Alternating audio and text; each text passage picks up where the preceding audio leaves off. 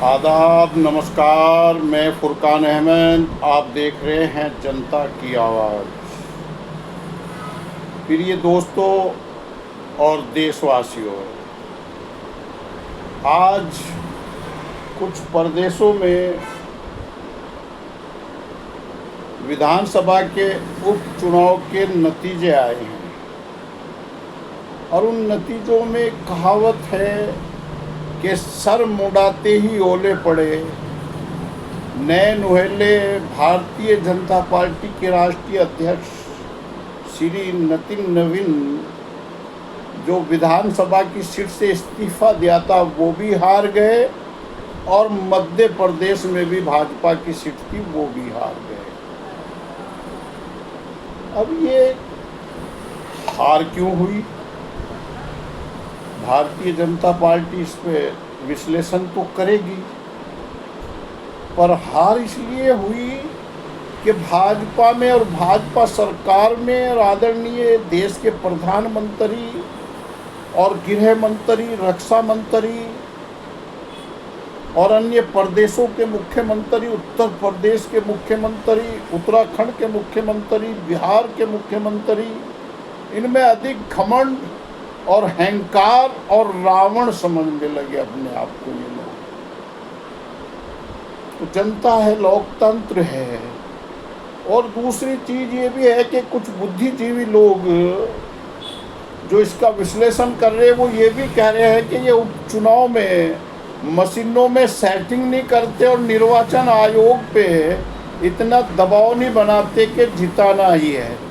सरकारी मशीनरी का, पुलिस का तो इस्तेमाल करते हैं, पर ये दबाव नहीं बनाते कि जिताना ही है। जैसे आम चुनाव देश के होते हैं या विधानसभाओं के चुनाव होते हैं, उसमें मशीनों में गड़बड़ करते हैं और निर्वाचन आयोग पे दबाव बनाते हैं, इसके वोट इतने, इसकी सीटें इतनी और ये निकलनी चाहिए और इतनी ही निकल जाती है। अब पेपर लीक पे पेपर लीक, तमाम पेपर लीक हो रहे, नौकरियों के, नीट के, तमाम जो भी बच्चे परेशान हैं। अब बच्चों ने परेशान हो के दिल्ली के जंतर मंतर पे आंदोलन किया और भाजपा, आरएसएस और गोदी मीडिया और इनके भारतीय जनता पार्टी के प्रवक्ताओं ने बड़े बड़े गोदी मीडिया के चैनलों पे बैठ के कहा ये देशद्रोही हैं।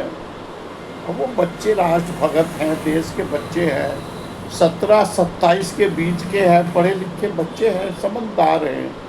उन्होंने कहा अच्छा हम देशद्रोही हैं, आप राष्ट्रभगत हो, आपका जो कार्यालय है आरएसएस का उस पर आप राष्ट्रीय झंडा नहीं फिराते हो, आप राष्ट्रभगत हो, आप आज़ादी की लड़ाई में शामिल नहीं थे, आज़ादी नहीं चाहते थे, आप राष्ट्रभगत हो।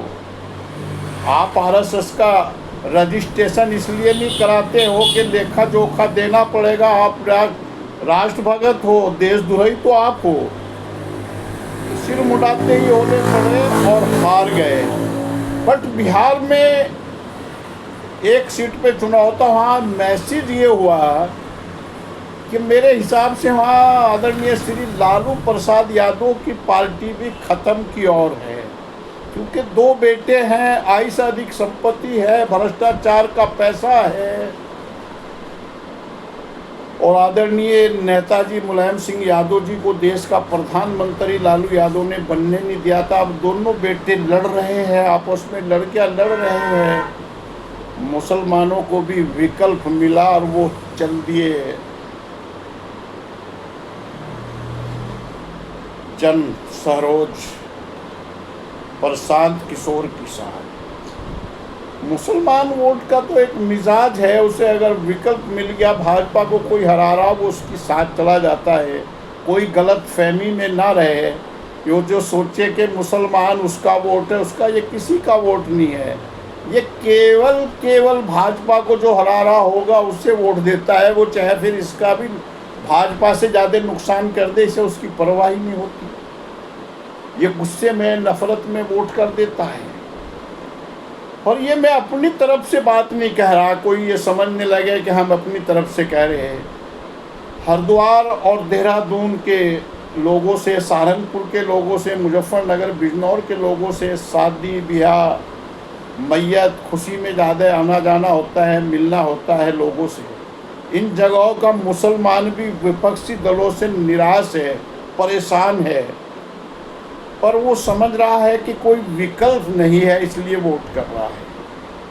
इनने उत्तराखंड और उत्तर प्रदेश के विपक्षी दलों से इतने लोगों की बात सुन के हम अपील करना चाहते हैं कि इसे मुसलमान को अपना वोट मत समझिए। अगर आपने इनकी बात उठानी बंद कर दी, इनके सवालों पे लड़ना बंद कर दिया, ये लड़ाकू आदमी चाहते हैं। अब लोगों का अधिकांश ये है कि भाई जो ये मुसलमान सांसद हैं, विधायक हैं, किसी भी पार्टी का हो, ये पार्टी के गुलाम हैं या इन पर संपत्ति है, डरे हुए हैं, हमारे सवाल पे बोलते नहीं। कांग्रेस हो या श्री अखिलेश यादव हो, वो 4 लाइन लिखते हैं और आगे निकल जाते हैं। आंदोलन नहीं होता पहले जैसे जैसे नेताजी करते थे, तो इसलिए निराश है। तो हमारी अपील ये है कि इनके मुद्दों पर भी गंभीरता से विचार करके उठाना चाहिए, वरना कोई हैदराबादी टैप का भरूपिया आएगा और इन्हें लेके चले जाएगा और फिर आप ताली ताली बजाइए।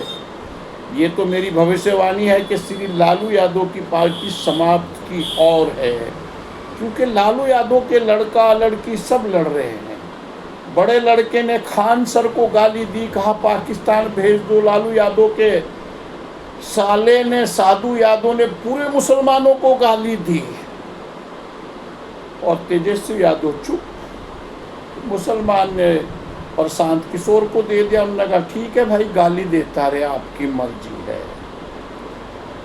तो आजकल ये दिखता है कि सदन में लोग ऐसे जाते हैं जैसे राजा महाराजा परिवार से हैं। एक महिला के आज एक सांसद पैर छू रहे थे। महिला के पति भाजपा समर्पित है, भाजपा की सरकारों का प्रचार करते हैं।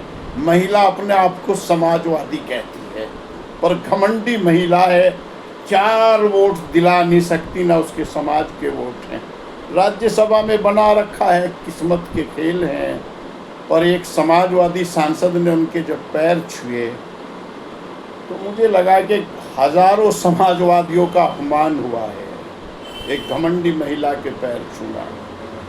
और उस व्यक्ति के, उस महिला के पैर या नमस्ते वही करेगा जिसे अपनी बेइज्जती कराना हो या वो बड़े परिवार से हो।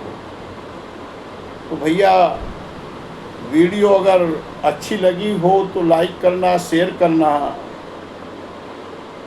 और कोई सुझाव हो तो सुझाव भी देना। जय हिंद, जय भारत, जय भीम, जय उत्तराखंड।